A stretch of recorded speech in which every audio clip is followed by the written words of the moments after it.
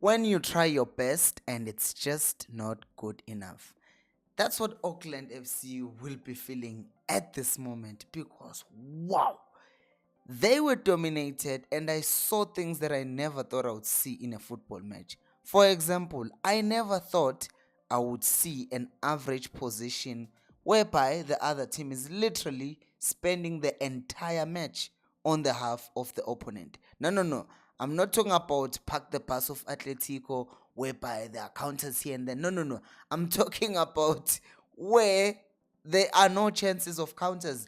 I'm talking about these type of parking the bus where even though the average position of a striker is him being at the center, he actually wasn't there all the time. He was spending all his time closer to his box.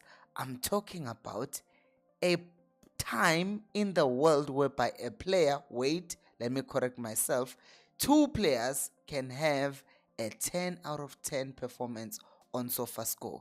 I remember seeing Messi scoring 3 or 4 goals, but it was still 9.9. I never thought it was possible to get a 10 out of 10. Well, here it is. Two players. This is new to me. I never thought I would see a team being so dominant that they have 780 passes and then the opponent has 323. A place whereby the other team will have 6 big chances and the keeper will have to save the ball 7 times. This is crazy, people. This team, Auckland FC, only got a shot on target on the 80th minute. One shot the entire match. This is crazy. This is just madness. And if you look at this, it comes down to a few things. One, are you looking at this?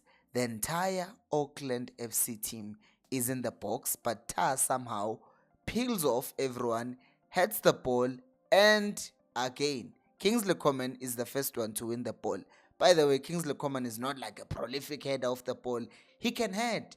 But since they have good movement and their quality is just much better than that of Auckland FC, they are able to do these things and actually end up winning these matches. And this is not the only time where Bayern just showed that their quality was much more superior. If you also look at this, you will think, okay, this ball is probably being crossed to someone in there, and what's going to happen? That person's going to try to finish. No, Bayern don't do that because Kingsley Coman plays the ball back to Bowie, and Bowie takes a shot, and then they score a goal. I want you to do something for me. Count the number of white shirts in this image. 10. Don't waste your time. It's 10. So all of them are there at the back trying to defend, doing the best they can. It's just not good enough. They tried.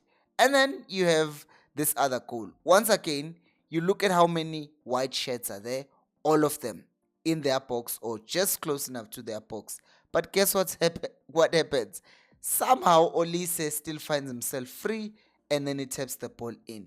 You look at this again. This is just sublime.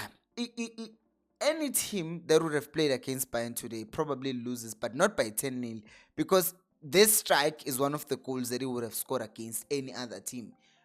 But any other team in Europe. But since they were playing specifically Auckland FC, then they were able to score goals beyond this one.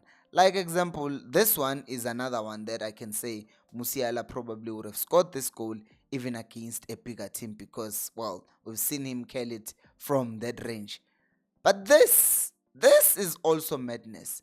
You see that Musiala is literally surrounded by 5 white shirts, if not 6. Yet somehow these guys are like, hey, Musiala has the ball, and they panic and they foul him. He gets a pen, he scores. Can I also score some subscriptions? Yes, thank you. Subscribe to the channel. Thank you. And he gets a penalty, obviously scores. And you can see this. This was panic stations at this point. They are trying by all means to do the right thing. And their coach had told them, I guess, do what we do. They are from New Zealand, so, close enough to Angie's home to be able to tell him we play from the back at whatever cost. So they play from the back, but even though they're playing out from the back, they can't deal with the pressure that Bayern were putting on them. So as a result, this pressure results in the keeper giving the ball away, and then Musiala scores a very simple goal.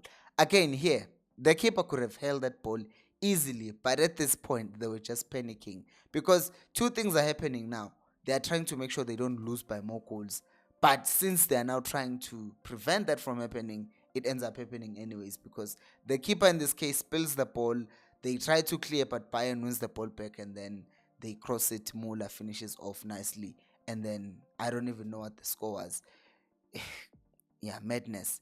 And yeah, what I will say is that this is one thing that has exposed this match, has exposed that there is no such thing as the Club World Cup is for all the elites. It's not, because there are elites from Europe, and some of the teams that we'll see from South America will play pretty good football. Al Ahly from Egypt played very good against Inter Miami, but again, they're playing against Inter Miami. The only good players there, it's Messi, Suarez, who has arthritis as we speak, and other few good players. But Inter Miami, if you watch MLS, you will see they always concede goals.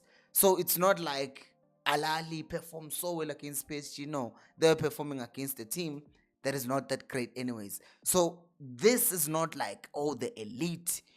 Like, it's just the most European teams and then the other nations which are trying. Shem, they are trying, because we have Mamelodi Sundowns from South Africa, very dominant in South Africa. But the last time they won the CAF Champions League, which is like the Champions League, it is the Champions League of Africa, was 10 years ago, right? So they are not elite, they're just dominating the other smaller teams here. But now it's like a bully meeting other bullies. That's basically what's happening in this Club World Cup.